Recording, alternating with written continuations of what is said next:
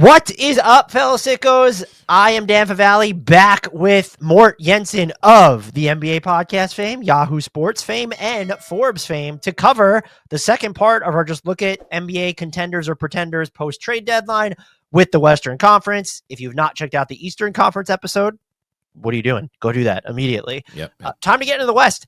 Mort, how the heck are you before we get into the second part of this exercise? Doing well. We just recorded the first one, so this has been like an hour since we wrapped up with that, and you and I had a good long chat in between episodes. Always enjoy spending time with you, sir. How are you? I am doing, since the last time we talked 5 seconds ago, I'm Yes. doing pretty much the same, which is to say spectacular. Did you have any, before we dig into it, any sort of reminders or reiterations of like, what is the criteria we're evaluating contender or pretender against? I tend to lean towards, does this team have a fairly plausible shot of making the Western Conference Finals? And that's the lens at which I look through it. Yeah, I think it can sort of shift a little bit in between teams, which also underlines something else. You know, no team plays the same way, despite what a lot of rumors are saying. Because you mean despite those 4-second social media clips during garbage time of a game on Tuesday night, the NBA is not homogenous? Are you serious? I am, and it becomes so apparent whenever you dig down. What I think is funny is whenever you have two people like us who cover the league at large, like all 30 teams in some capacity, it just becomes so much more obvious for us, like, because then you have a point about the Magic, for example, which I hadn't considered. I come up with something from Atlanta's point where you might not have considered, and it's like, oh, okay, they play so vastly different, and we go into these long rants about, okay, how to stop this team specifically, and we just kind of realize there's no catch-all solution for like a handful of teams. You have to specifically tailor your defense and your offense to each and every damn team in this league, which means playing the same way, get the fuck out of town. Yeah, and look, there's copycat stuff because it's a copycat league, but it's copycat like born from normally success. You're not trying to copycat what the Wizards are doing right now. Right, and you're not copycatting entire sets. You're copycatting some plays. You're not like laying your foundation and saying, you know, Kobe, Mike, like, oh yeah, well, I'm just going to emulate that person or that team one-to-one. Not going to happen in today's league whatsoever. We begin with the new look Dallas Mavericks, who have traded for Anthony Davis. They also traded for Caleb Martin. Luka Doncic notably is not on this team. And you're such a troll right now. We have to start here. Anthony Davis is expected to miss multiple weeks following an abdominal injury that he suffered in his Mavs debut. What do you make of that? We have to separate this from like the Luka Doncic trade coverage. It will continue. Right. We've done it. This is now about the Mavericks as they are currently constructed. Yep. Are they a championship contender, Mort? No. Let's move on. So, look, the Anthony Davis injury is part of it for me. Yeah. I really think that if you were trying to make the case that they have a realistic chance of winning the title this year, something has to give when it comes to either their lineup structures or the shot creation that's available. Anthony Davis wants to play the 4. And I don't necessarily have, like, when you look at who PJ Washington has needed to cover since arriving in Dallas, him at the 3 is, for me, defensively just like whatever. Him at the 3 offensively is where it gets weird. Yep. And you only have Kyrie Irving and Spencer Dinwiddie as just your shot creator types, unless you think that Jaden Hardy is going to bust out or that Dante Exum is going to explore a new level of his game. Because Anthony Davis, even when healthy, even his peak, has never been that player. And it would not shock me if he gets healthy, they make the playoffs, whatever. Right. I just feel like even with a shot maker like Kyrie on the team, even with a defense that should not only be great, but skews gigantic, I would not trust their offense in the postseason setting enough to call them a championship contender. Right. So I think they lost a lot in the Quentin Grimes deal too. I thought you were about to say, I think they lost a lot in that Luka Doncic that they sure did. No, I think we also need to talk about the other trade because I think they lost 2 trades. Quentin Grimes was kind of finding his way there. You've seen him up close in New York as well. When this guy is in a robust situation where he has a steady role, he is a pretty solid 3-and-D guy, even with some on-ball pop occasionally. And I was very weirded out by the fact that they also traded him because I'm like, who's going to replace that? Dante Exum, as we know, not necessarily the most reliable 3-point shooter. Defense, yeah, defensive minded, but will occasionally, just because of the fact that he's injury thrown and is not necessarily always on his best, will fluctuate a great deal defensively. So like, I'm just wondering who the hell takes over that role. It's not going to be, it's not going to be Martin. Like, he's not as fluid as Grimes is. Like, I just don't. You didn't think Max Christie was a little redundant with Quentin Grimes? So that's the thing. Can you really be redundant when you have like two types of those guys, especially at the cost? I just don't mind that you have multiple guys who can play the 2 and the 3, who can hit the 3 ball, who can defend at a decent level, who has some on ball pop. It's like, you need more of those, if anything. I don't understand the idea of pivoting off. Yeah, sure, he's going to be a restricted free agent, Grimes is. Does that matter? Like, just keep him along. He's good. He's rock solid. As we all know, restricted free agents are getting squeezed in today's market anyway. Like, more than likely. One offer sheet in the past 2 years. Right. It was the Paul Reed thing from Utah. Yeah, so I just wouldn't be worried about it. And, like, you can say that Max Christie's going to take his minutes and it's fine, but that's where I would argue you lose in the margins. That's where you say, like, you kind of justify it by saying, oh, we don't need this good player because we have another good player. Well, why not try to actually retain that player so you have 2 good players? That, if you're trying to win, like, that I may be too simplistic here, but like, that's the broader idea, I would argue. No, I think you're right. Especially, it becomes more important to win on those margins with the new look of your team, because you want guys. Okay, Max Christie and Quentin Grimes both probably are better off guarding smaller players, right? But you can also trust them to hit wide open threes. And it's now you have the number of players on your team that you trust to hit wide open threes in a vacuum is, I guess, PJ Washington, Max Christie, and Kyrie Irving, and then Klay Thompson. So that's 4 names, but Kyrie's going to be on the ball a lot, not going to get a ton of wide open 3-pointers. Yeah. And Dante Exum has hit his wide open 3 so far this year, but he hasn't played a ton, and that comes and goes. Caleb Martin has actually struggled in that area this year, dating back to his time with the Sixers. Again, maybe it changes. Najee Marshall's at sub 35% on wide open 3s. So and Caleb Martin this year is actually he's just not shooting a ton of them. He's at 49% on wide open 3s. That surprises me. So I agree with what you're saying, that you want to have players who check as many boxes as possible. Yep. And I think Caleb Martin probably checks more defensive boxes than Quentin Grimes, but I don't know that he checks enough of the offensive boxes that they need when they're now built around exactly one elite shot creator. And see, I don't even necessarily think I agree with you on the defensive point, because Grimes, to me, seems a little bit more scalable than Caleb at times. Just in terms, you don't think? Yeah. Do you mean like in terms by of scalable? Scalable in the sense that he can go guard a better player. I think you can get away with him, kind of leveling up the matchup that he's going up against, and get away with it a little bit more than Caleb. Like, I think there's this. Caleb is rock solid. Don't get me wrong.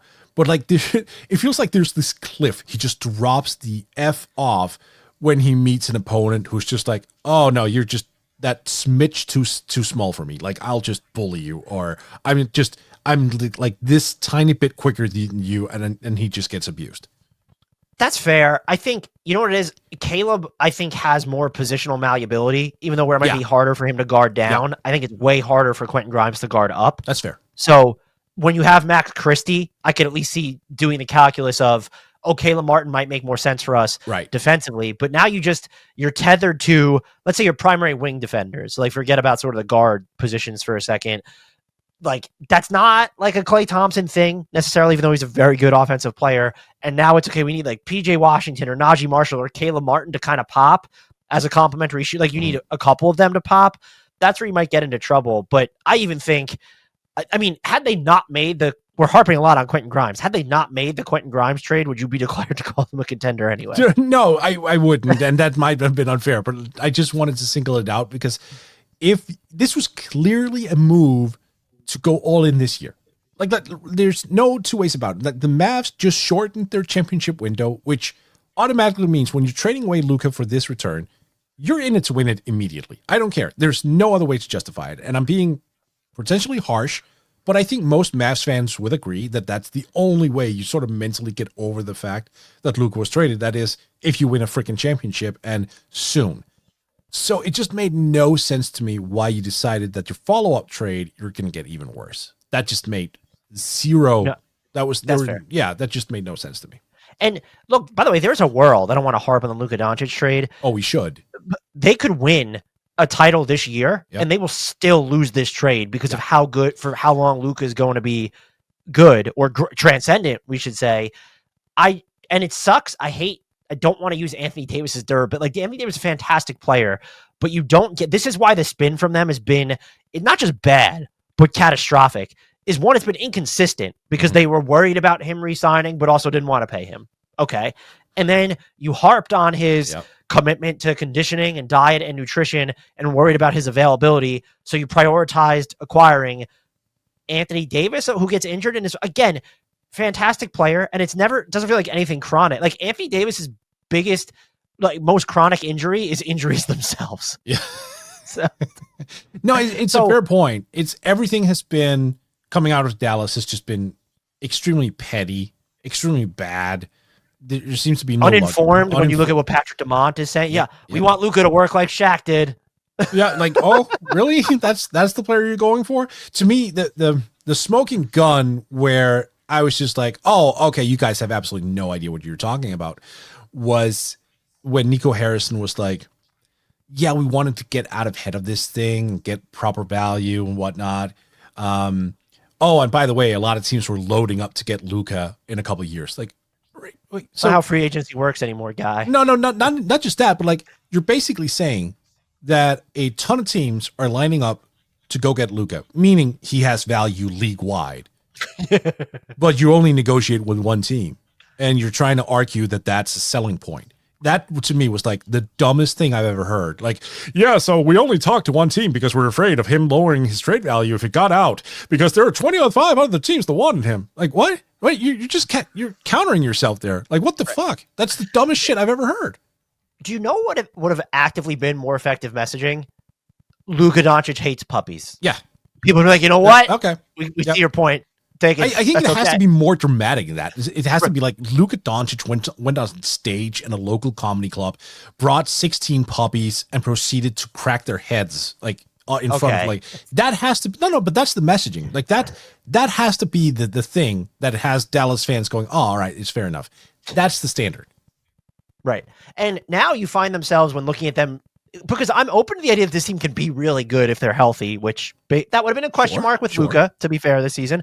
But like the player they need now, it's not to me looking at, another guy who can generate shots for himself and others. But that player to me, because you have Kyrie, also needs to have size. And so that a roundabout way of saying you kind of need Luka Doncic in this situation, which is just so. Yeah. There's different types of players for that, but I'm open to them being really good. I think even at full strength, though, I just can't. Especially if they're going to have Anthony Davis at the 4, and then if you don't, it's so Derek Lively when he's healthy is on the bench. That's not fun.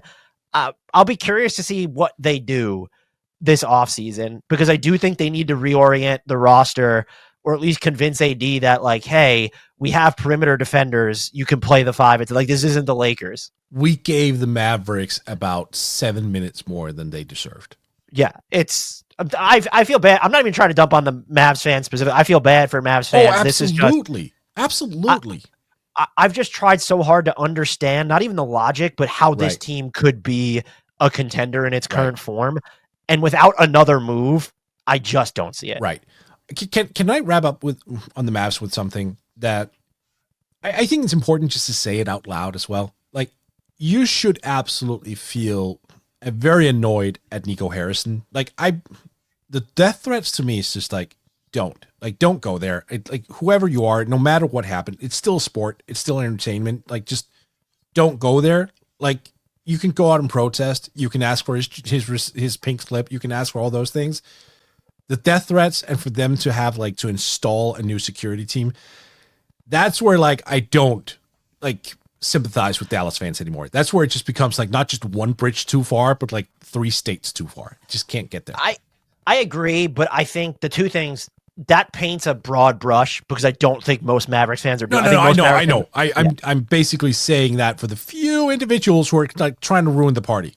But it's also, this would be us preaching to the choir because I doubt anyone listening to this podcast or watching this podcast has shared any of the sentiments that we're just poo-pooing. So you all keep doing what you're doing. But yeah, this team, I've said this about a bunch. They're going to be a team to watch over the offseason. That's for sure. Yep. Another team, Mort, kind of rolling. They've dealt with some injuries to Aaron Gordon. Now Peyton Watson, Russell Westbrook has missed some time. Denver Nuggets. Yep. I don't know. Is it quietly? They're third in the West as we record this. Are they a contender or pretender? They're a contender. I thought people panicked about them way too soon. And I was not one of those people who were as, let's paint the devil on the wall here during the offseason when they lost KCP. Like, don't get me wrong. I fully acknowledge, like, the process of it all was very faulty. But they still have Nikola Jokic, the best player in freaking basketball. Michael Porter Jr. has somehow found a way to be healthy. I know he's got a hamstring right now, but, like, knock on wood, he only missed one game last year. He's missed one game so far this season. Like, those are tremendous, assets in a way, like, because for him not to miss games like he did early on in his career, that's one thing. Aaron Gordon has not played to the extent that he's used to. I think that's encouraging. He's still on a minutes cap too, right? Yes. And I think that's almost encouraging because that means you're probably going to get a ramped up version of him for the playoffs. Jamal Murray, who we've talked about, has always been like the big, what's going on there? And it seems like he's finding some footing. Like, it seems like he's finally finding it. And to me, it was just like, I would be worried if this was game 60 and they'd look like they were when they were at game, 35. Then I would be like right there alongside everyone else and be, it's time to ask some big questions. Here we are, 53 games into the season, 34-19. Could that have been better? Sure. But listen, all things considered, lineup changes, core guys going elsewhere. This is fine. I trust them. They have Nikola Jokic in a setting in a playoffs where they go up against the same team at least 4 times. Hell yeah, I'm not counting them out. I agree that they're a contender. I don't know how to feel. The thing because we hammered them over the offseason, the thing I think that bothers me most, especially now in hindsight of the KCP stuff, you kind of touted the importance of having this flexibility of not being in the second apron. The frozen draft teams care about that stuff. And I think I might have even underestimated the extent to which they care and the importance of unfreezing that. But like, you also kind of touted the ability of, we can aggregate and this makes it easier to pull off subsequent moves. And then you did nothing at the trade. So you don't get to tout flexibility and then you use that flexibility to get Dario Saric and then do absolutely nothing else, really. So I think that's the bigger criticism. What I don't know, this team, I think Jamal Murray, he turned a corner a while ago offensively. That's been great. Michael Porter Jr. is just on a tear right now. And that if this is the Michael Porter Jr. they get in the postseason, it is curtains against any team that's not OKC to me. But I can't figure out what they are defensively. I think that's where they would miss KCP the most, is in a playoff series when it comes to scheme flexibility or lineup malleability. And I watch them. The data is not going to be kind to their defense for the most part. It's been better since January 1. I think they're 11th in points allowed per possession, but they're 24th against top 20 offenses overall. And I just don't, you could say that if Gordon is healthy and Pete Gordon, that'll help a ton. If Peyton Watson and Christian Brown are healthy, there are different levers they can pull. I worry about their defense, though, more this year than I did last year. And for some reason, it does feel like it's born more from than just KCP leaving, because he wasn't even, when you look at their performance against the Wolves, he wasn't even part of necessarily the answer defensively for them. And I don't know what I'm struggling with specifically with their defense. We know Aaron Gordon's going to be the backup 5 in the playoffs. That's actually good for them. I want to make that clear. I think it's just, I wonder if their best lineup, whatever you consider that now, because Russell Westbrook's in the fold, or if their best lineups are going to have enough defensive juice over the course of a long enough span to be a title heavyweight, but they are. I just want to make it clear. I think maybe I've equivocated on this at points this season. As we were heading into the All-Star break, they are absolutely title contenders, and I think you can make a real case that they are one of the 5 best title contenders right now. I think your issue defensively, which is an issue I have too, is the fact that they're 25th in the league in forcing turnovers. That's not great. Like you have to get some stops that leads to easy offense for sure. The fact that they're not getting those in a regular season setting, I understand why that would lead some credence to thinking, oh, that's going to be even tougher to do in a playoff context where teams that they're going to go up against are going to be far more focused on proper ball handling, like more safe passes and whatnot. So I think that's a major key. The fact that they don't have this, shot blocking presence near the rim, and they do have Peyton Watson, but he plays 24 minutes per game. So it's it's not constantly. And even when he's on the floor, it's still 1 a game. So they don't have this consistent presence to just constantly challenge shots. Jokic, I think, does pretty well considering how often teams target him, and they usually stop doing so because they realize, he gets more stops than we're anticipating of him, and I think that's the way they survive. But you're right, they do need something. They do need some type of X factor thrown in there. I think next season is going to be more obvious in a way for them because I think Bruce Brown is coming back as free agent this summer. I would be shocked if he wasn't. He loved it there. You think his market's going to be the mid-level? Yeah, I think so. First and foremost, I think he would sacrifice that. He got paid. He spent the 2 years getting paid. Mike Malone absolutely loves the guy. I think he's missed out a little bit on being relevant over the course of the last 2 years. I think he misses that. I think he's going to come back and he's going to add that bench defensive presence where he's just all over the floor, being that connector guy they kind of miss now. But that's a year from now. Whether they can win the title right now, that's probably a bigger bet. But I just can't rule them out. I mean, it's Nikola Jokic. This is arguably a top 10 player of all time in his arguably best season ever. And we're sitting here talking about whether they're a contender or not. I just can't with a straight face say they're not. Well, we equivocated on the Bucks, and they have Giannis. Exactly. So there's a path to them not being. But I would ask this because there's an alternative in the East. When it's the West, aside from OKC, which team do you trust more to win the title than Denver? Yeah, no one. Yep. And that's, I mean, when you have the best player in the world and that can be the answer, then that certainly matters. Right. I do think that answer changes though next year as well, even if you do get Bruce Brown onto the Nuggets, because there are a couple of teams that are coming. Like the Rockets next year could be dangerous as hell if they make the same sort of internal leap next year. The Spurs we're going to talk about in a coming episode as well. It's almost like the Nuggets are a little bit on the clock too. Well, they're certainly on the clock. What's tough with this team too is that you say Bruce Brown could make a big difference for them, and I guess I don't disagree. I'm not entirely sure what the archetype of player they need to finish out the rotation that would make me feel way better about their title chances than I do right now. And where in the past that was probably a vote of confidence and this is just peak Nuggets. Yeah. There's something here that they feel more vulnerable, but I can't place my finger on what they could have done that would have actually solved it. So it is the defense for me overall when based off what I've seen from them this year, but I think that they have a lot of guys hitting strides at the moment. And I think specifically MPJ and Jamal Murray. And if you get Aaron, full strength Aaron Gordon for the playoffs, but I think you can make the case Michael Porter Jr. is probably the single most important swing factor when it comes to the championship race, or at least for these Nuggets, and the way that he's been playing is incredible for them. Next team up, the Golden State Warriors, who now have Jimmy Butler. Mort, title contender or pretender? Pretender. But exciting pretender. You want to elaborate on that, or you want to move on? I do. I can. So they had to do something for Steph. This was one of those things where they just didn't want Steph to play with nothing over the next couple of years, and that's the right way to go about it. The acquisition of Jimmy Butler does not throw them or catapult them into contender status, but it does raise them a level.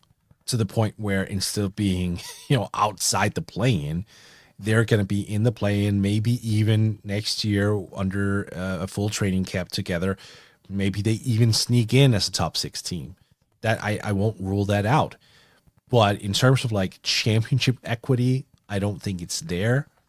I just think they got better and they're in a way relevant for the rest of Steph's career. Like they're going to be that team nobody wants to play, but they're not going to win enough games to ever really make you question, oh, can they get all the way? Because the answer is going to be thoroughly no, unless someone on that team under the age of 25, preferably, takes a major step and it's like, oh yeah, no, I'm the guy moving forward.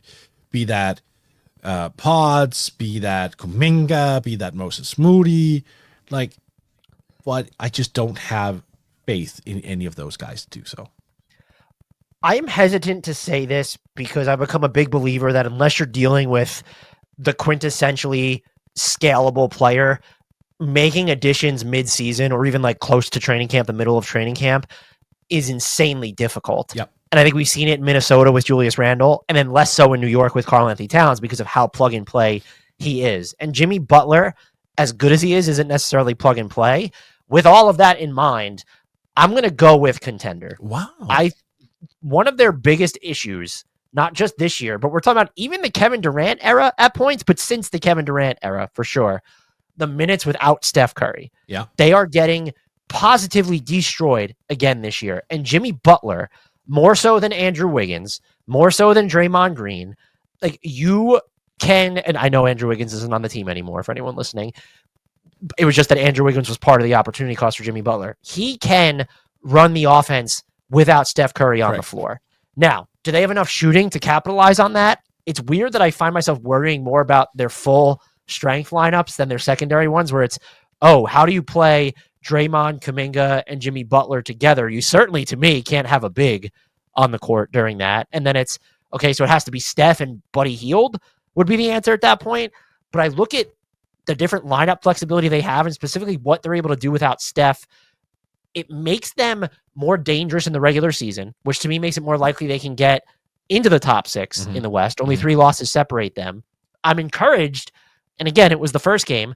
Jimmy Butler had to set like a season high for the number of screens that he set when he played the Bulls with the Warriors.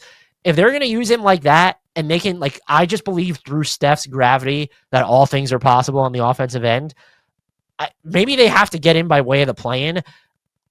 I think they're going to be really dangerous, especially because what player, for all his flaws of availability, maybe a problem with his attitude, the way he goes about things, some of the limitations on even his game, Jimmy Butler in the playoffs is just a different type of superstar. Yeah. And so I think to have 2 of those guys on the roster and him and Steph, and I still think the defensive ceiling on this team is incredibly high. I'm going to lean Contender. I don't feel great about this one, but I think they can make a ruckus in the West. I think they're a little old, but I hear you. I mean, if it happens, I'm not going to be shocked, but I'm going to be surprised. That's probably the way I'll phrase it. I definitely think there is a ceiling on this team. Also in part of the combustibility of Jimmy Butler, just being Jimmy Butler. Here's my thing. Yeah. He got paid. And I was asked on another show the other day, like, what do you make of Jimmy Butler saying his joy is back? And I was like, it's amazing what the extension you always wanted can do for your joy at work. So I just, maybe over the offseason, like if he wanted to agitate to get out or something because he didn't have Golden State on his initial preferred list of destinations, I guess I'm just less concerned about the emotional combustibility component than you are. Yeah, and that's fair.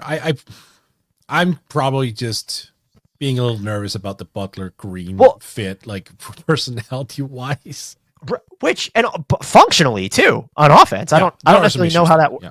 And by the way, this undermines everything I just said. They are 11th in the Western Conference. Like that's not, you don't call 11th place a contender. So I'm very much like venturing into the theoretical here, and I recognize it's a reach. So I don't even think. You're not the one who needs to defend your point. But I think you do raise some good points. And again, for me, it's about the young guys, because if you have that secondary group of players who are in their early 20s, if they somehow find a way to make that secondary rotation their own, and they can somehow,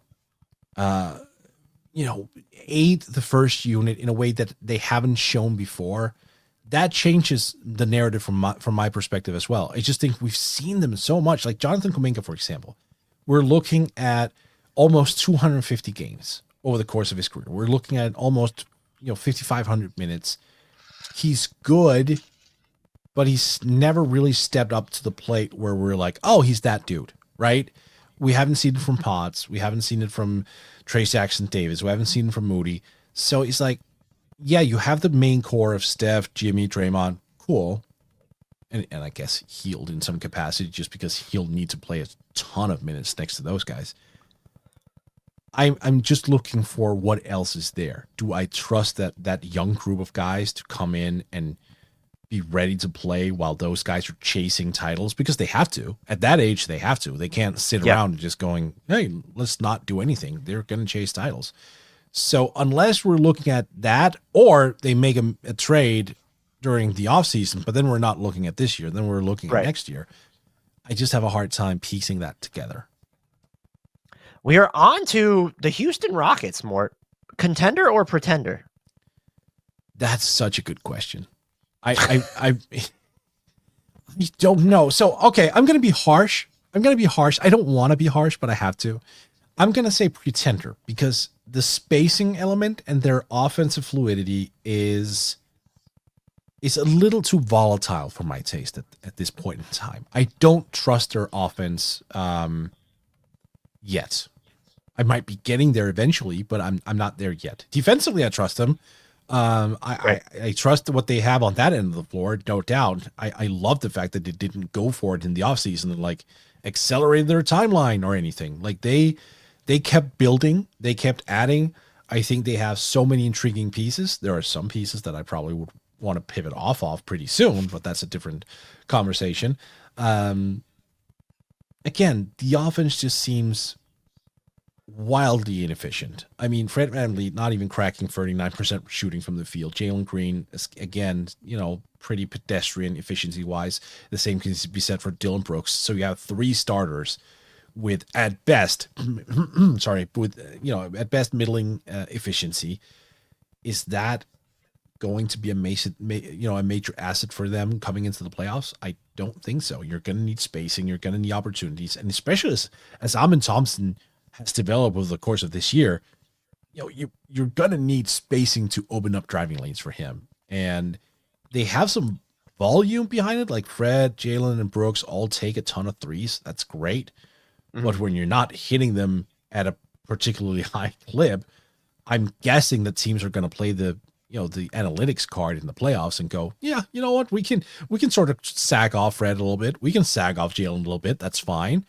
And I'm guessing that the guy they want to make sure not gets into the teeth of the defense is Amen Thompson. And if they can close that off, oh boy, it's going to be hard for the Rockets to generate easy offense.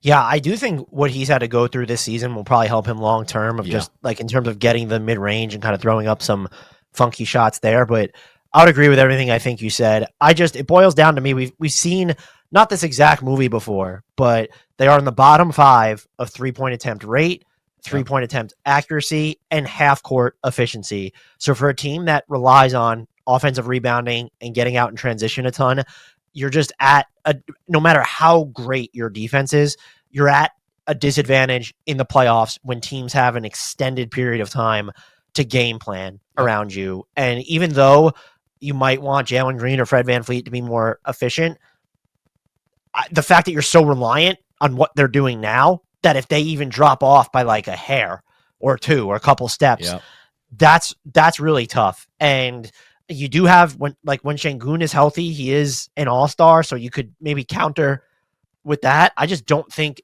they either don't have that player on the roster, or Şengün or Jalen Green or Amen Thompson has yet to develop into that player who could really be the engine of an above average half court offense in like first shot half court offense in the postseason. And that's why I would say pretender. And I do think because of their record and standing in the West, that will grade on certain Rockets fans specifically. I don't think you're supposed to be a contender right now. I don't want to say this is found money, but you want to be in the information gathering business of let's see what happens in the playoffs. Maybe some of the stuff you and I have said turns out to be wrong, or it could be a situation like the Orlando Magic last year. They lost exactly how everyone expected them to lose. And so, but once you get that information, it should be easier to, even the OKC against Dallas last year, what did they do? I don't know that they went and addressed every issue, but they went and addressed like some of their biggest problems by getting Isaiah Hartenstein. So this is important for the Rockets. They don't need to be at that contender level. We can move on now, unless you have anything else to say, to the Los Angeles Clippers, who, look, Mort, if we were doing this in July and you told me we'd be talking about them on this podcast in February, I would have told you were an idiot. Yep. Oh, I still am, but like that's this one in particular. It has nothing to do with the Clippers, though. Right. And look, even if you bake that in, and you also said, oh, and by the way, James Harden would be hitting 39% of his shots for the year. Yeah. Like everything about this is just so wild that I'm gonna go pretender. I don't trust it. I just don't. This is too weird, man.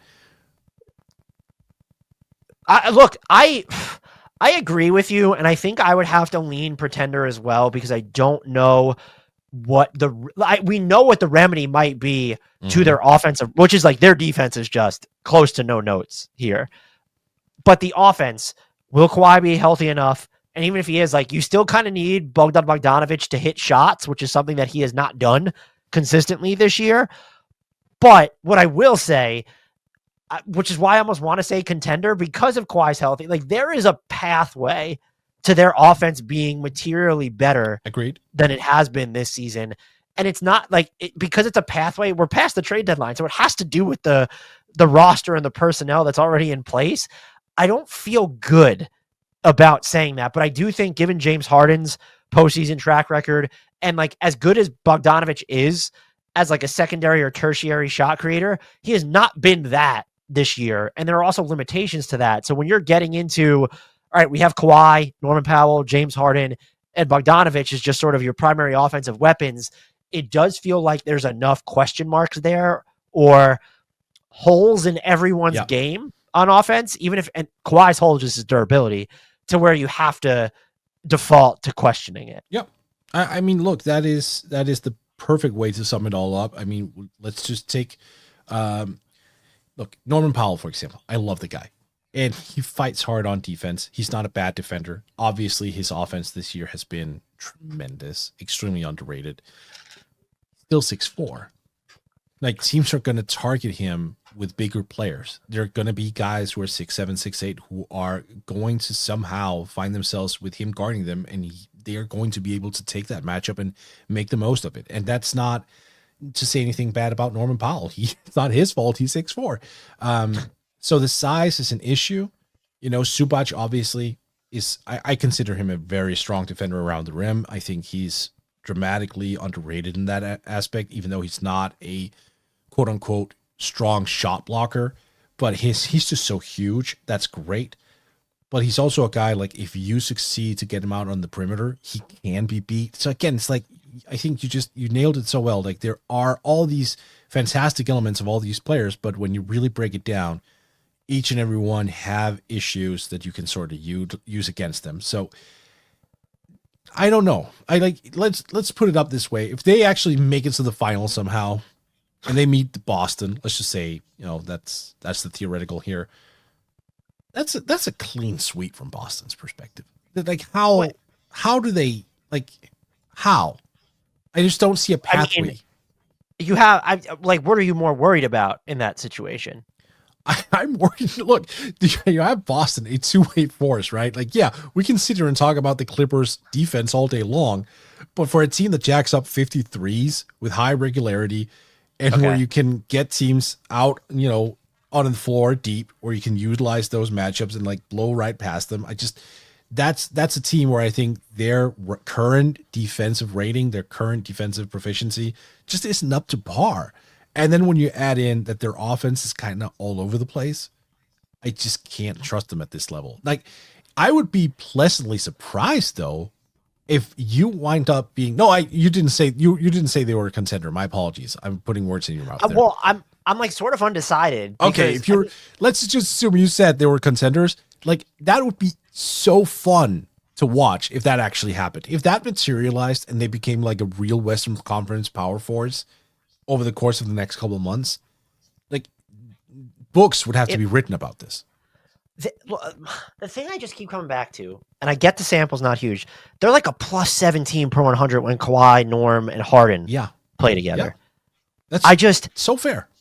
They have so many different like good two-way lineups they can field at full. What if I told you this? Mm-hmm. Bogdan Bogdanovic, by the time the playoffs start, is the player that we either saw over the summer or at least with the Hawks last year. Would that change your verdict here? I mean, if we're also baking in that Kawhi, as he's ramping up, is going to go back to, full on Kawhi superstar. Yes, that's going to change.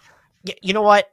You say that, and he's definitely that guy still, but you can't. It has to be pretenders just because of the Kawhi durability stuff at this point. That's maybe the most simple point I could make, but I think it's the most salient. So you lured me into saying that if A, B, and C happened, they'll be contenders, and then you just drop kick me by saying, "Oh no, they're pretenders. They're actually pretenders." Thank you, Dan. I want to call them contenders, but like, is that me being too generous to what we've seen from Bogdanovic this year, and then just what we know has happened to Kawhi, basically year over year? I mean, that's why I'm baking that into not having them as a contender. I mean, Kawhi is so consistently injured, first and foremost. I don't think that they have the size. I'm going to be completely honest about this. I still don't trust James Harden in a playoff series necessarily. That's also fair. I just don't. I still think, despite the fact that he's 35, 36, he makes just so many boneheaded decisions at times where I'm just like, nope, can't trust it in a playoff context. Derek Jones Jr., do I trust the spacing that he's shown in the regular season? Do I trust that will carry over to the postseason? Probably not.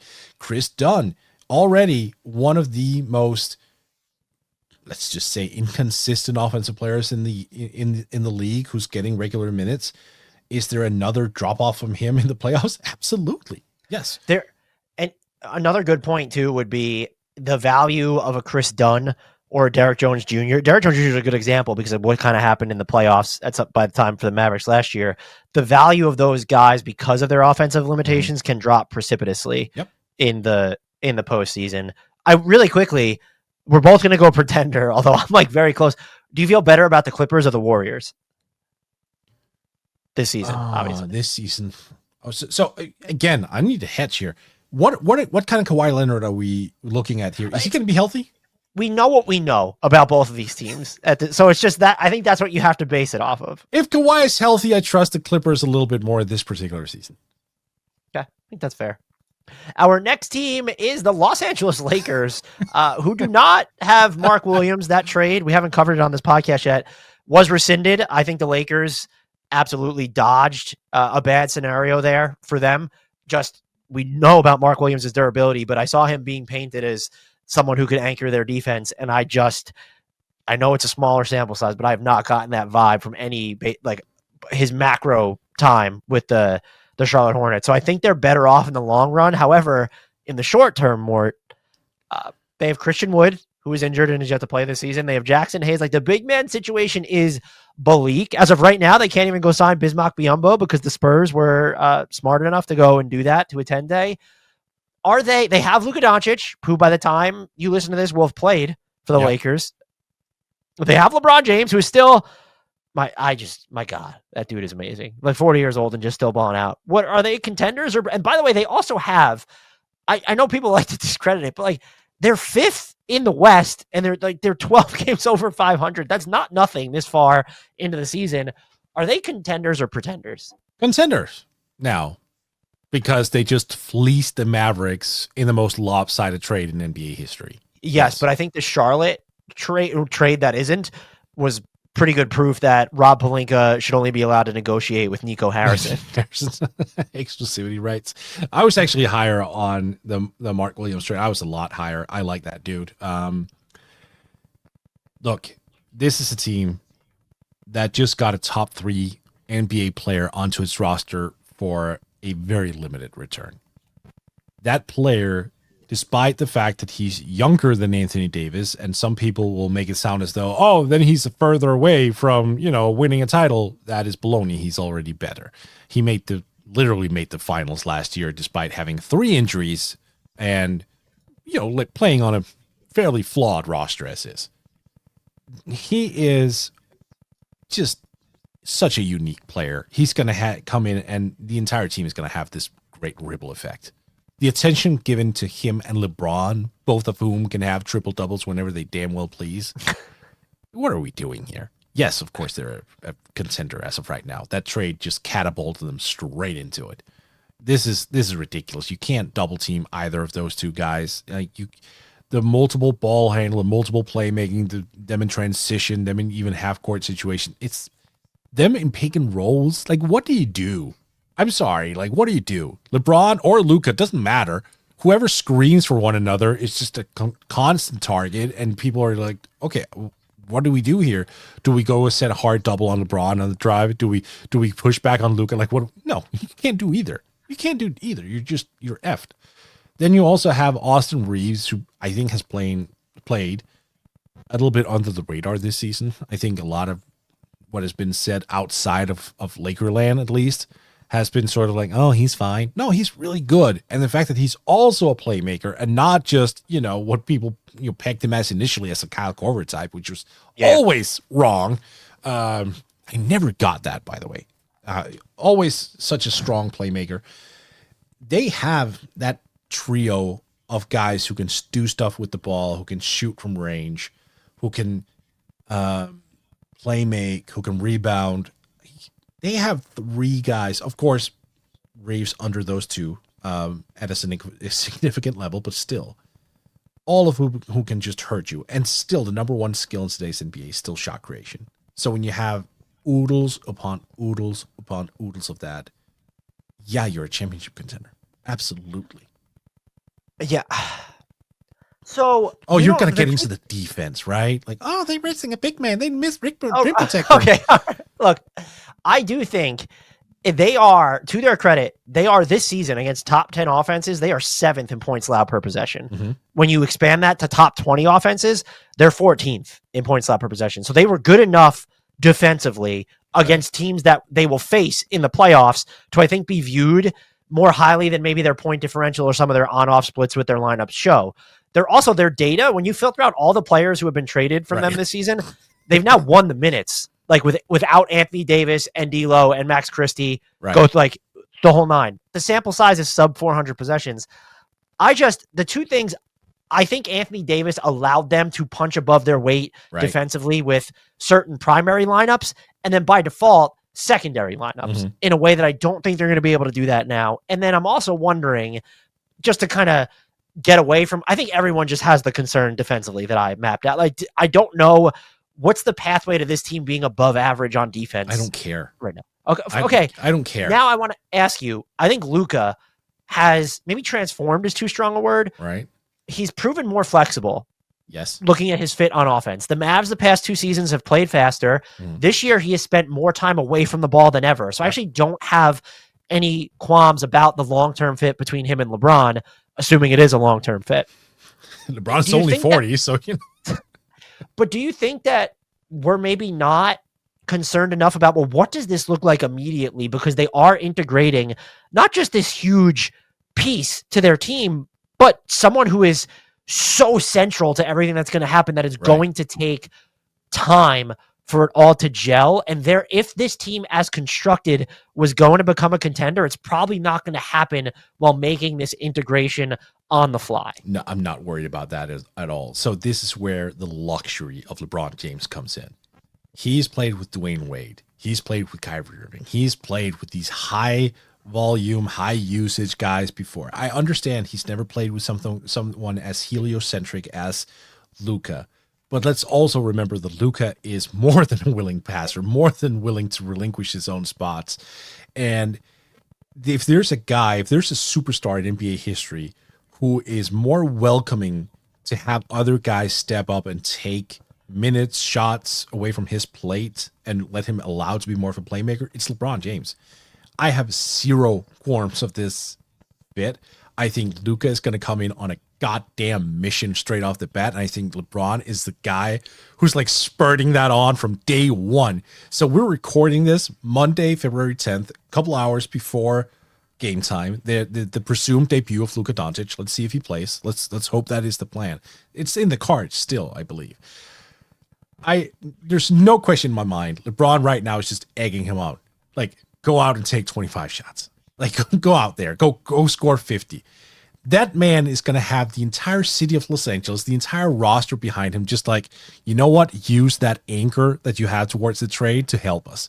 And when you're a top 3 talent, I just don't care what you can argue. Oh, the defense, like the plus minus minutes from Gabe Vincent. I don't give a goddamn. It doesn't matter. You have a guy who last year averaged 34, 10, and 9 and dragged his team to the finals with his teeth. And you're adding that to LeBron James, who's become a sniper, who's still one of the cleverest players of all time. I'm just not worried, Dan. This team's going to do fine. I think you're underestimating the learning curve that it just takes to superstars to mesh. But I also think the bigger thing is, what did the Dallas Mavericks have after the trade deadline last year? An elite defense. Yes. And that definitely played a role in Luka being able to get them to that level. I don't know if this team is going to have the same. If you tell me Maxi Kleber, though. Yeah, but defense is the other end of the floor is gonna matter. I lean pretender for this season. Oh my god! See, this is where you and we always differ. Yeah, you're way more defensively inclined than I am, and I'm way more. No, I'm not. The thing is I'm not. This is just there. How do you build a good? Like, is it so?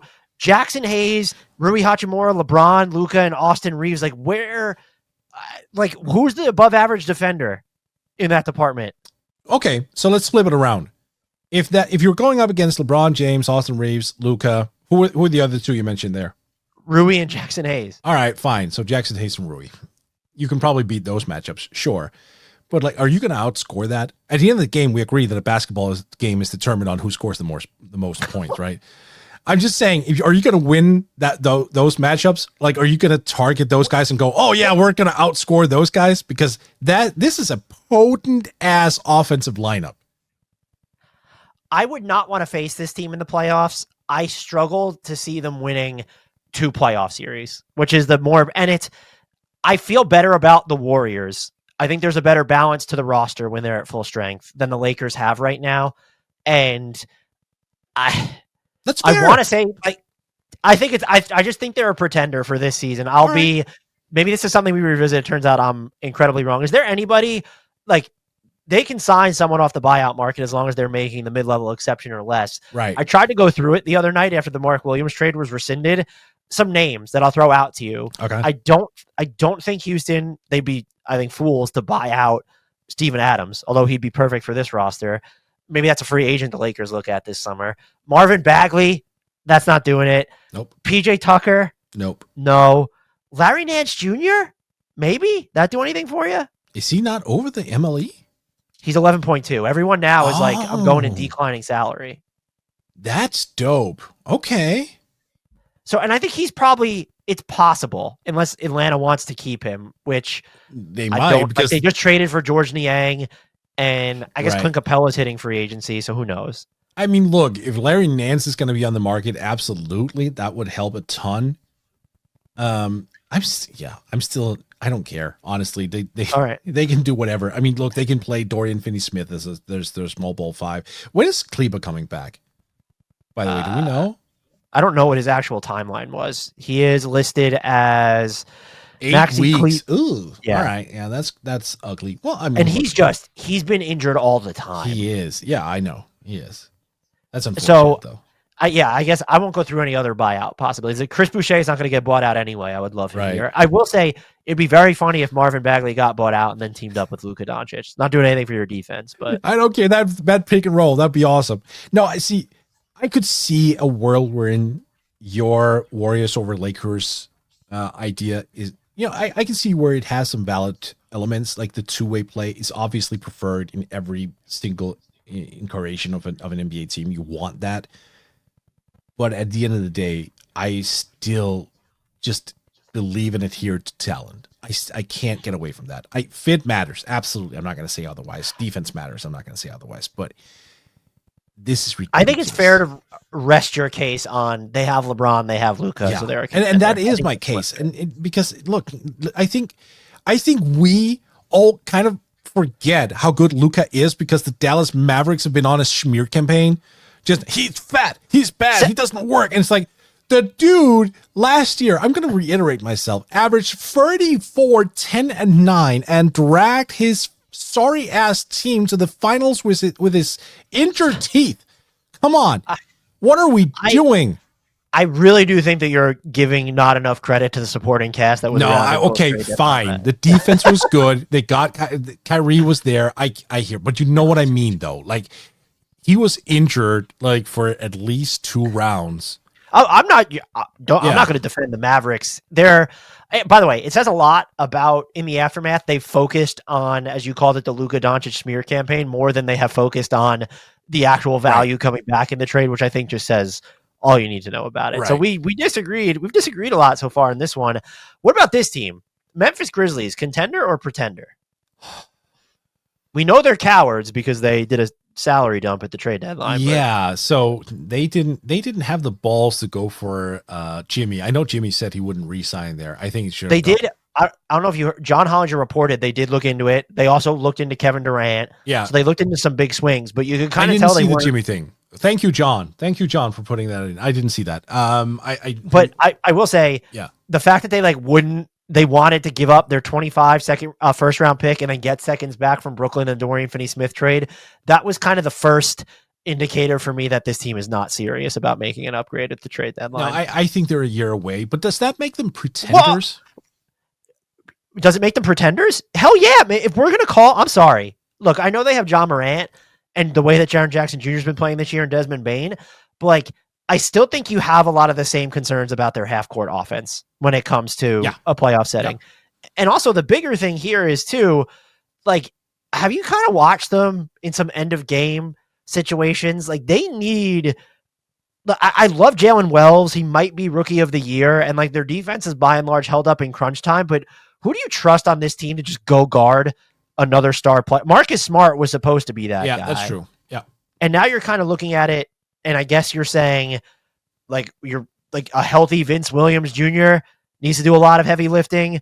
And will he stay healthy? And then I think Jalen Wells, a lot of people, they're making fun of this rookie class. I think he's been great, but he's not that guy. Nope. Is Gigi Jackson that guy? Maybe they cobble it together enough, but I do still have some enduring concerns about their overall offensive structure. And then that coupled with sort of their perimeter defensive crew at the moment, I lean pretender, which I probably sounds stupid. No, so I'm with you on the pretender part. What I was challenging is, even though they were passive at the trade deadline, I don't necessarily think that's going to influence too greatly, at least, the results of the second half of the season. That's what I was kind of inferring, because Marcus Smart obviously played just 19 games. He wasn't really available regardless. So that's kind of where I was hanging my hat a little bit, basically saying, like, even though they were passive and cowards at the trade deadline, there is an element here where I think they have enough talent to at least fight for it. There are some oddities, though, that I think flies under the radar a little bit. Like Desmond Bane, turning a little bit back into a pumpkin concerns me. I just offensively speaking, he's had too good a career just scoring the basketball that I'm a little bit confused as to what has happened this year, why he's so much further down on the totem pole.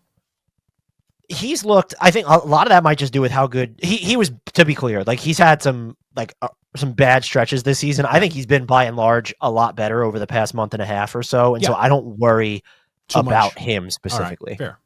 That's fair. I'm not trying to, I wasn't trying to say that the Marcus Smart trade was what made them pretenders, though. That's a good call out by you. That was more so you didn't improve the team right now. Yeah. No, and then, by the way, Jake LaRavia was like super useful for them. I know that they declined his team option, but that's not a non-loss. So if they could have gotten, and it wasn't even, you either needed to get a better defensive option on the perimeter, or let's get another type of shooter in here to where Luke Kennard's not doing so much lifting in that category. And Desmond Bane too. He's shooting like 43% from 3. since January 1, I would have felt a lot better. Like if you would have put, I know this isn't, they had the assets. Like you put Cam Johnson on this team, you still maybe have some of the defensive concerns, but I probably would have called them a contender. So you were one Cam Johnson away from contender. I think it's interesting. Yeah. I that think means we're not far away. Like we're no, and I think you could even say maybe a lesser player too. Like I don't even know if it was a Cam Johnson. I'm trying to think of what would have been another interesting option. Like they could have been one Ayo Dosunmu away, just if we're going the defensive end of the spectrum because he can guard up so well. So that, like they're close. I think there were two major boxes or two major voids that they have, and they address neither of them, which I think is problematic. Yeah, but then both of us, we agree on this, and that they are pretenders, but it's like close. It's not. I feel as of this season, I feel better about them than the Rockets. Would be the best way to frame it. All right, yeah, that's fair. Our next team, I don't know. Oh, although we do have some breaking Minnesota Timberwolves news, Mort. Did you see it? No, I haven't. So, per Shams Charania, the arbitration ruling has come back in favor of Mark Lore and Alex Rodriguez for who will be controlling team governors for the Minnesota Timberwolves. That doesn't really impact this season. Maybe it impacts the spending for this team kind of moving forward, but there's your breaking Minnesota Timberwolves news. I don't think this saga is necessarily over, but nope. Yeah. So Lauren Rodriguez, arbitrators rule in favor of them over Taylor to become the controlling Timberwolves owners. And Kyrie Irving has replaced Anthony Davis in the All-Star game. I still kind of can't believe it wasn't Sabonis. Yep. Agreed. But Şengün is injured, so he might get in anyway, right? We have to see what happens with Şengün, or Şengün not injured. No, I thought he was still. He went down last game after 3 minutes, so I don't know what his status is still. Yes. Yeah, day to day. I thought they might have updated it. So neither here nor there. Are the Minnesota Timberwolves, Mort, contenders or pretenders? I'm going to say pretenders. I just don't really trust a team where two of their three best players are Rudy Gobert and Julius Randle. Sorry. That's just, I know that's harsh. Here's the thing. Randle is a guy who can have these incredible stretches where efficiency is following along, where he's rebounding the ball at a great rate, where his playmaking is on point, where he's kind of caught a rhythm, and it lasts for like 3-4 weeks, and then he'll just time it at the right time. I don't feel as though we've had that stretch this year. Is that coming? Is that coming at the most opportune time? I don't know, but I'm not going to bank on it. That's why I'm not inclined to believe that. As for Rudy Gobert, I still think he's a guy who, if you get him out on the court deep enough, you can take advantage of him. Near the basket, no dice. One of the best rim protectors of all time. So that kind of leaves a lot of responsibility for a young man who the media keeps piping up as the next Jordan, which, again, I still think is unfair. But he is enormously talented, enormously good. Is it fair to expect him to overcome the potential shortcomings of Gobert and Randle? I don't think so. I will say this, Dan. I'm happy to see Jaden McDaniels become a little bit more aggressive offensively. That has been fun, yeah. Yeah, that's like, I've been asking for this for 3 years. Is this, don't you think, like, kind of until this, he was in danger of, like, quietly becoming one of the, like, lower value contracts in the league? Oh, absolutely. Yeah. I was there. I was right there. I called him that at like after the 20 game mark, I think, or something along those lines this season. I was incredibly worried. Like, you just can't be a one-way player when you're not a superstar in this day and age, and then keep getting that type of money and playing 30 minutes per game. Like, that's just not, that's not realistic. He had to scale up his offense, and to his credit, he did. And he's also done more than that. He's become more aggressive on the glass. He suddenly realized, oh, I'm 6'9". I can actually go in and compete for rebounds. That's great. So better late than never for Jaden McDaniels. I just don't trust this team. Pretenders. I'm going to go contenders with the caveat I don't necessarily trust them offensively either. I do think they've unlocked some certain combinations where they've been able to generate more spacing and make things easier on the Julius Randle integration or on just Anthony Edwards in general. Yeah. They have, of all the non-Nuggets and OKC teams that I've seen, and I think you might even be able to make the case of over the Nuggets, the peak that we've seen from them, I can't quit it. There's so much talent on this team. I think there's a majority of, not to, go Matt Ishbia about it, but like 2/3 of the NBA might trade places with them when you just look at their top 10 players in a vacuum of talent. And well, how much of that is led by Anthony Davis or Anthony Edwards? Of course. Sorry, I'm not trying to trade Anthony Edwards for Anthony Davis. We've had enough of young guys traded for Anthony Davis. But like, how much of that is not led by Ant-Man though? But I mean, like you said, you're happier with the way Jaden McDaniels is playing. Look at the impact that Mike Conley can still have, or that Nickeil Alexander-Walker can have. Look at what, before he got injured, Dante DiVincenzo was turning a corner. Rob Dillingham has had some really nice moments over the past month or so. So there's depth here. And the fact that they're doing it defensively, I think you can argue that maybe this team kind of never crescendos into a top tier offense. And they're like 15th, I think, in half court rating this year. They've had some big games though, against good opponents. I don't trust them, but I think kind of the way you default to the Lakers with the high end talent, I have to default to them just kind of proving that even when they're not at their best, the defense can still sort of work. And there's just such a deep collection of talent here. My caveat would be that if Dante DiVincenzo is not healthy for the playoffs, I would have to call them a pretender, because I think his gravity is so important to this team on the offensive end this year, especially because I guess the most, like, the kindest way to put it is like Mike Conley has had just way more peaks and valleys than you would normally be used to. Yeah, he old. Yeah. Yeah. So he old. Yeah. Hashtag he old. And I still like too much of the look of them without Julius Randle at points. I think when you get to the playoffs, there'll be some more ruthless decisions made if there are games or matchups that don't play to that. And like, I haven't even mentioned Naz Reid. I'm like, there's just so many different front court combinations they could go with. Yeah. I have to go with contender here. All right. Yeah, I'm not there, but like I definitely see your arguments. I just think for a guy like Julius Randle, who's playing as many minutes as he is, and the way that he features in the offense to the extent that he is, like, you'll have to somehow replace his volume collectively and spread that out. I don't know if I trust anyone in a playoff setting specifically to like be able to carry that outside of Ant. Yeah, that's fair. This is probably, well, I guess the Warriors would be my biggest swing, but among teams that are supposed to be title contenders, this might be my biggest swing because they've Jekyll and Hyde it a lot this year. I mean, yeah, if you have the Lakers as pretenders and the Wolves as contenders, that's definitely a swing. I respect it though. Like, this is big energy. The Wolves have you, depth I like and defense, and like at least they have good offense. Like I just think, I don't know. I think your stance on the Lakers is valid. I'm just like, you're writing off everything else basically in service of look at the offense they can generate with Reeves, Doncic, and LeBron. I am. It's horribly simplistic, and I get this. I get your argument. It's not horribly. It's effectively simplistic, I would think. We'll see. We'll see. I could come out looking like an ass. I probably already am. But like, I hear you. I hear you. And again, I think also with Edwards, there's another component that we may not talk about, which is his defense. Like, because I think your crux is matter with the Lakers, for example, with Luka and LeBron, is that they're inconsistent defenders. That is a very fair point. And he can be inconsistent, but it's mostly when he's like on a tear offensively where he's like, no, I have to save myself because I have to score 45 to win this game. Like, those are basically the only games where he takes defensive possessions off, when everyone else is like doing what they're supposed to do, and he's, sticking around 18, 20 shots per game. He's a strong ass defender. And I think that matters too. The two-way play. You always want the two-way play. Of course you do. So I think it's a fair shout. So you have given out 2 contender designations, correct, in the Lakers and the Nuggets so far.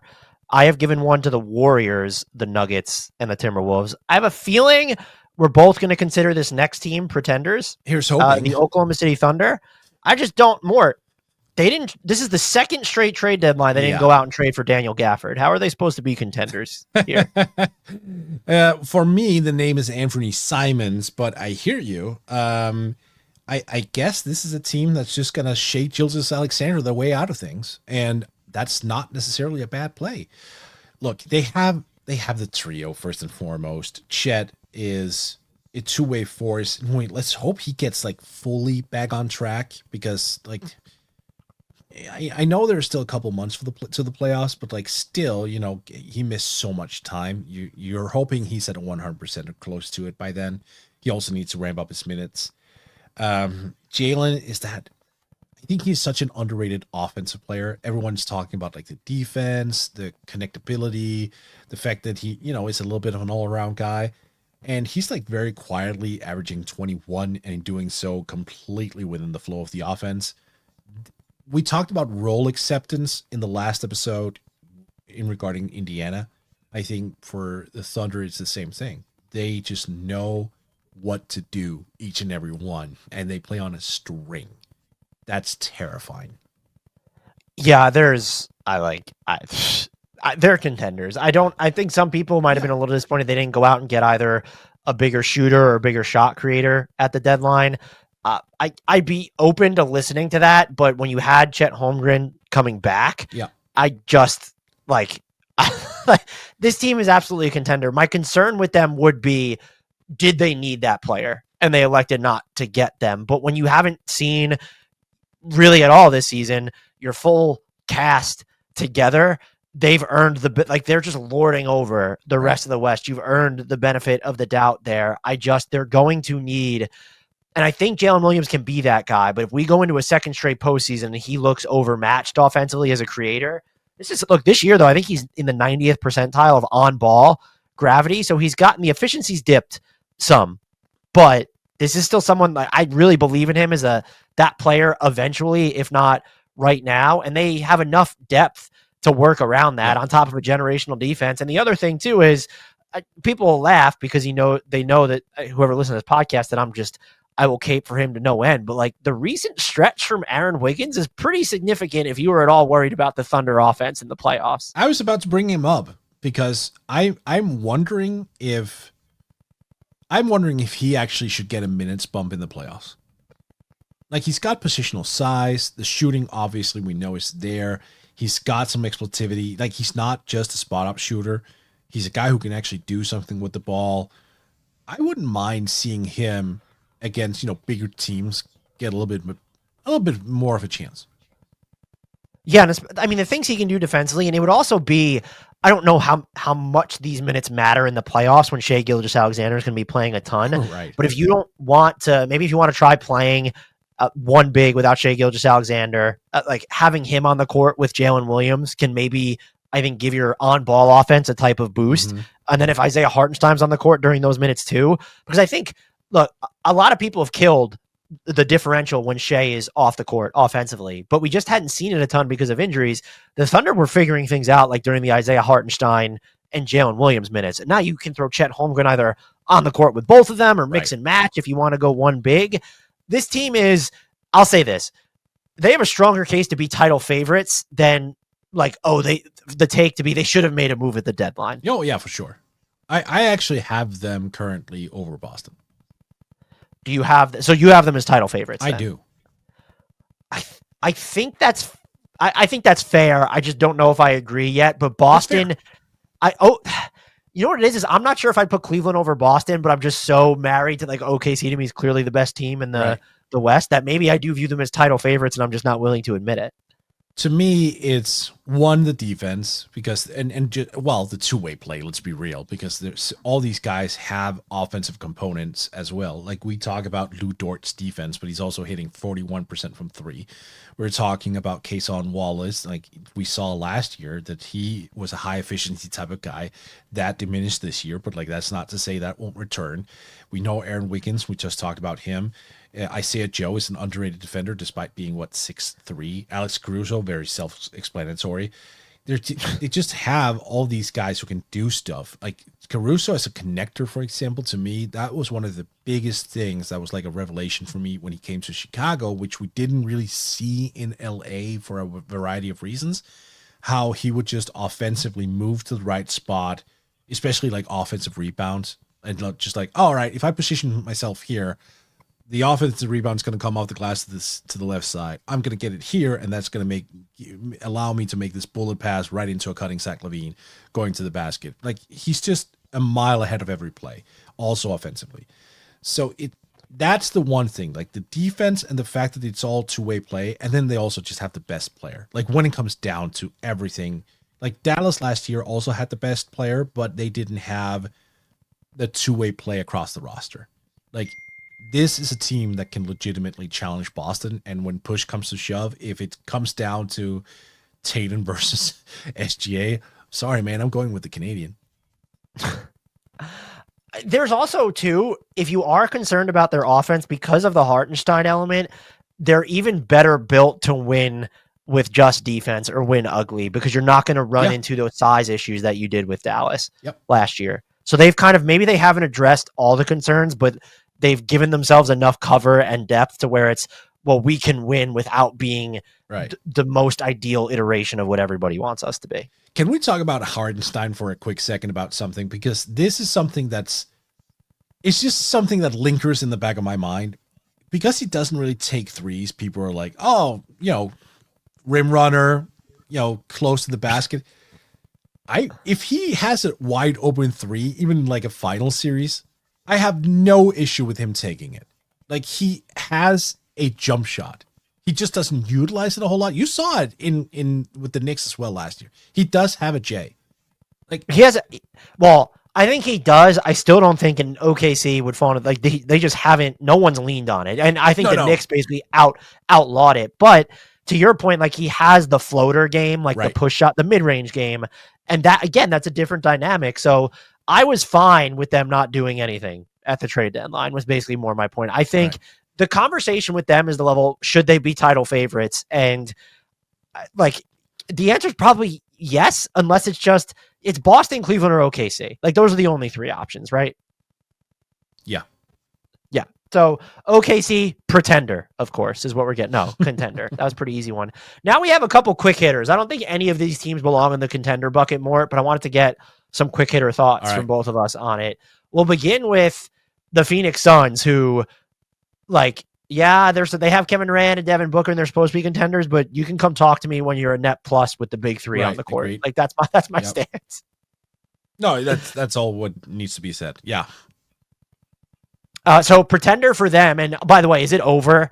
Is Kevin Durant on the Phoenix Suns next year? I don't think so. Apparently he was pissed of being shopped. I buy that. It seems like there's this cycle with him, it seems now, that he's just like with a team very briefly and then moves on. It's a weird way for him to wrap up his career. I didn't really understand.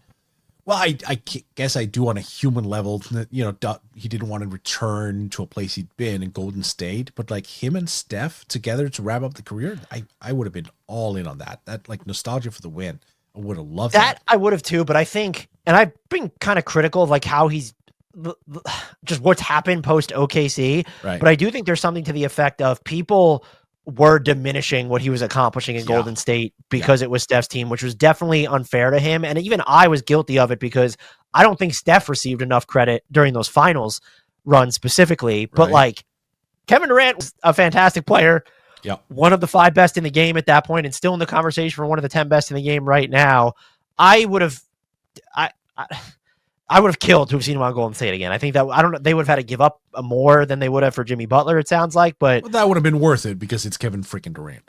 But I will say there's 2 all-time bumbles here by the Suns. I would say 1, trading your 2031 pick without having the Jimmy Butler move or something bigger locked down. And then 2, how do you, as critical as I am for Kevin Durant wanting to leave these places, he wanted to stay with you and you weren't collaborating or keeping him in the know of, hey, we might move you, because now it sets up a disastrous offseason for you. So 2 bumbles by them. This next team, the Sacramento Kings, I liked the Jake LaRavia trade. I don't know what else to say about that, but I don't know. How do you feel about them if you were looking at them through kind of the postseason prism?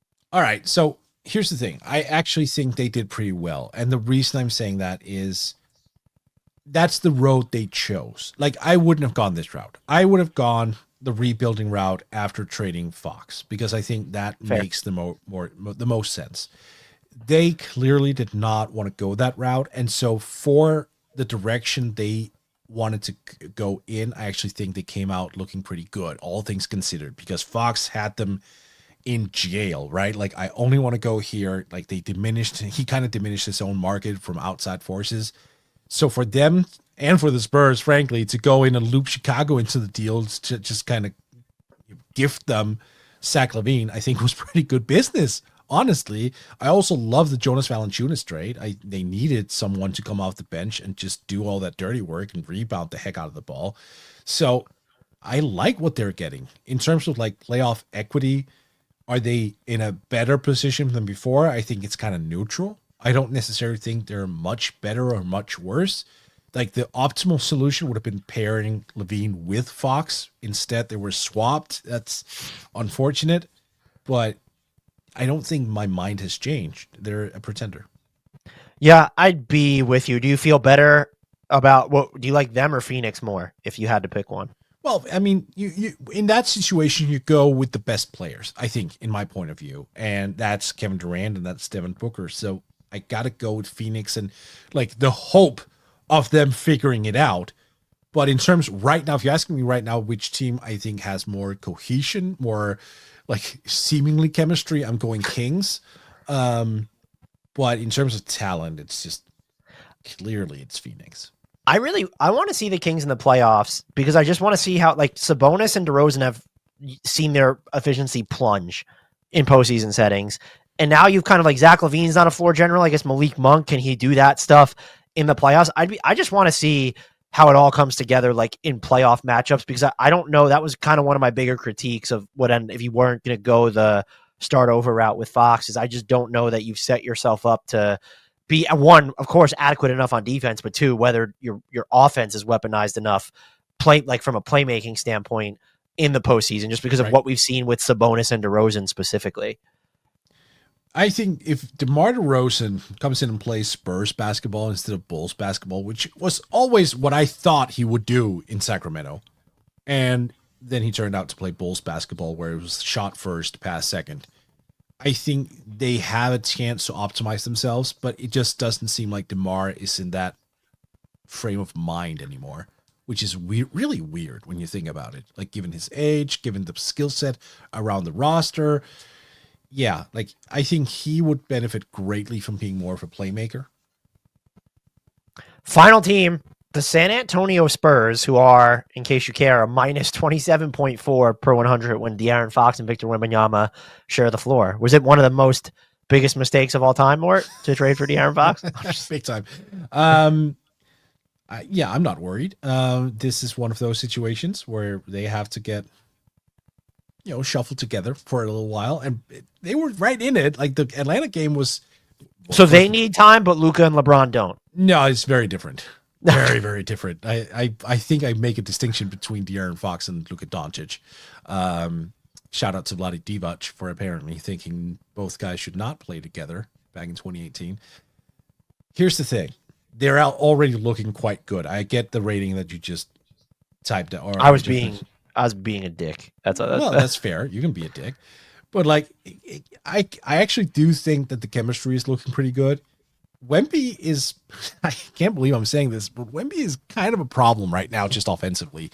I think he's hit a bit of a wall. I think the whole Paris thing also, he was just exhausted from that whole thing when he came back. Having the All-Star break is going to be a major, major asset for this team. And I look forward to watching them coming out of that because I think he specifically needs a break. Well, is he going to get it? He's not going to play a lot in the All-Star game, I'm assuming. Or no, that's 3 games, right? The All-Star setup now is so bizarre, but he's going to be there that weekend. And is it going to be for a lot of those players? That's not necessarily like but they have days off afterwards, right? Like, isn't like it almost a full week off now? Yeah, it's close to that, I think. Yeah, like 5 or 6 days. That's what I'm talking about. Like, because he's just going to enjoy the first All-Star game for him, and that's it. But like, they have to get him back into the swing of things coming into the second half of the season because he looks dead tired.